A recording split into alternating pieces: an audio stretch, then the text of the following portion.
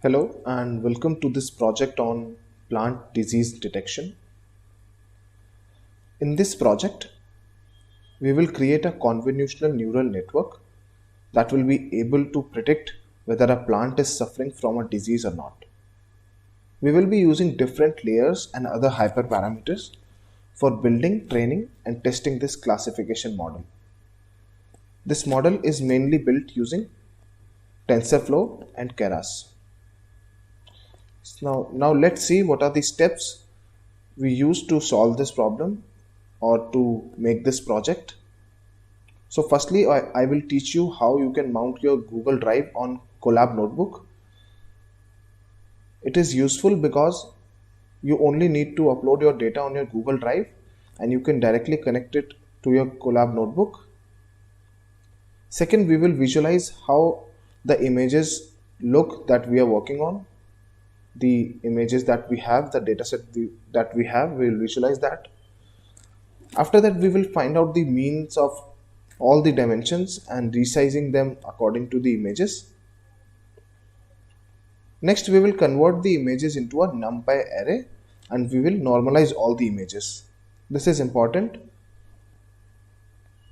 Next, we will check the class imbalance, if the data is divided equally in the classes or not.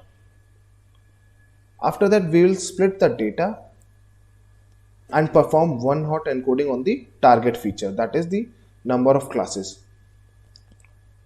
Next, we will create the model architecture and compile it, and then finally we will fit the model using the X-train data, Y-train data, and also use the validation data. After that, we'll plot the accuracy and the loss against each epoch to see how the model works, how the model is learning. Then we will move forward to pre-process the test data and use it to make predictions. In the end, we will visualize the original and the predicted labels for the test images. So what is the use of this project is that currently human society needs to increase the food production by an estimate of 70% by 2050. And it is predicted to be over 9 billion people. Currently, infectious disease reduce the potential yield by an average of 40%, which means that out of 100, we get only 60% of the crops that are yield every year due to infectious disease. And the widespread distribution of the smartphones among crop growers around the world, with an expected 5 billion smartphones by 2020, offers us the potential of turning the smartphone into a valuable tool for diverse communities. So what we can do is, this project can be converted into an app which can be used by different farmers to diagnose whether their plants are going through any diseases or not.